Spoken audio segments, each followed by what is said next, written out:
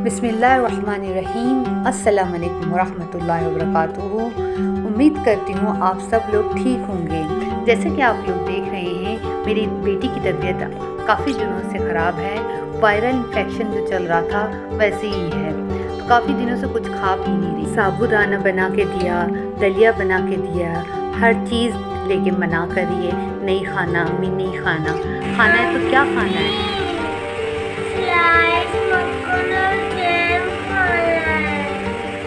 ये लो, अब इसको स्लाइस मक्खन और जैम खाना है। इतनी सारी चीज़ों के बाद इसको स्लाइस मक्खन और जैम चाहिए।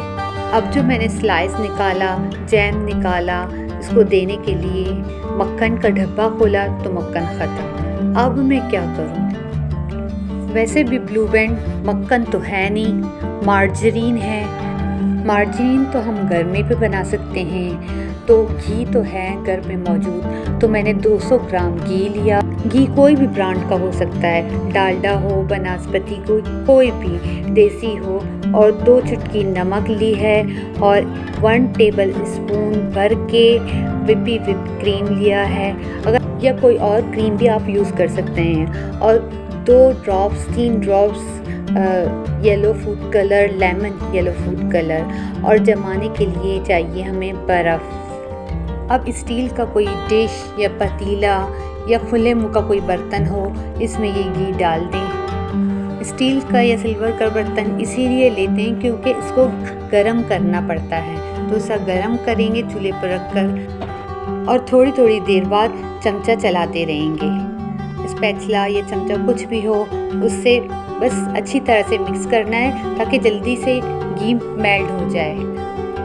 और जब मेल्ट हो गया तो चूल्हा बंद कर दें और नीचे उतार दें। जब घी रूम टेम्परेचर पे आ जाए तो घी में जो हमने विप क्रीम था जो बताया था पहले, वो डाल दें। इसमें नमक डाल दें और 2-3 कतरे येलो फूड कलर डाल दें और इसको बर्फ़ के ऊपर रख दें। अब बर्फ़ के ऊपर रखने के बाद मशीन की मदद से स्लो स्पीड में इसको फेंटना शुरू कर दी। अगर तेज़ स्पीड होगी तो छींटा उड़ने का और गिरने का खतरा होता है, इसलिए स्लो स्पीड में इसको फेंटना शुरू कर दें। अगर मशीन आपके पास नहीं है तो एंड बीटर की मदद से इसको बीट कर सकते हैं। इसको काफ़ी देर बीट करना पड़ता है, 5 से 10 मिनट लगते हैं इसको बीट करने में। इतनी देर में जैसे नीचे बर्फ़ रखा होता है तो वो मुस्तकिल जमना शुरू हो जाता है।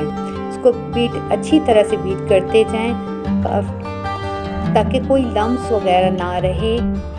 अब इसमें 1/2 टीस्पून प्रिजर्वेटिव के लिए सोडियम बेंजोट डालेंगे, जो कि पहले डालना था लेकिन रिकॉर्डिंग की वजह से मैं भूल गई थी और बताना भी पहले भूल गई थी। वो डालकर इसको अच्छी तरह से बीट करते जाएं ताकि क्रीमी टेक्सचर में आ जाए, क्रीम फॉर्म में आ जाए। तो इसको थोड़ा सा दोबारा रुककर स्पैचुला की मदद से इसको यकजा कर लें और फिर फेंटना शुरू कर दें।